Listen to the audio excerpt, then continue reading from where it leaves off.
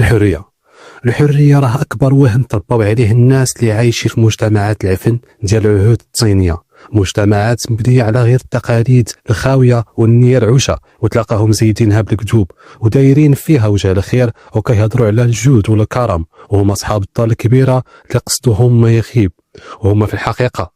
اكبر ولاد اقحى مقطرين، حالهم حال الخروب الى حيت القشور يبان الجور، تلقى غير النفاق الحقد والخبث اللي سارحين به في هذه الارض اللي عمرها في عينهم كانت سعيده. غير جرب تقول كلمه ما عجبهمش، ولا دافع على شي واحد ما جاهمش على الكانه،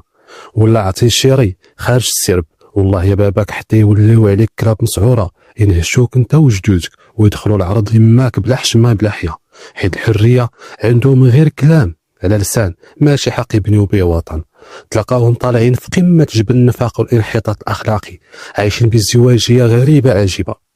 يديروا بكل ما حرم الله، ولكن الا جبتي ودويتي على الثاني ولا قربتي ليه تولي انت عندهم نمر واحد، يديروا منك طريق يدخلوا منها باش يعقموا راسهم ويغسلوا ذنوبهم ويخويو فيك كل العقد ديالهم، حيت ما قادينش يواجهوا كرهم ومخبيين في نفاقهم.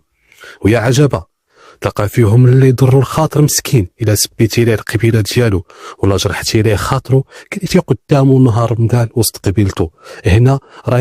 هنا يقلب عليك الدنيا، مع العلم ان هذه القبيله بكره قبيله الخديعه والشر والتقحيبين، ولكن واخا هكاك كيبقاو ديما مزيانين زوينين قدام البراني، ضاحكين معسلين الهضره، دايرين فيها ناس النيه والزواق على برا بهضره بين الشعا على الغاشي، اما وسخهم بنفاقهم كيخليوه مخبي تحت الزرابي.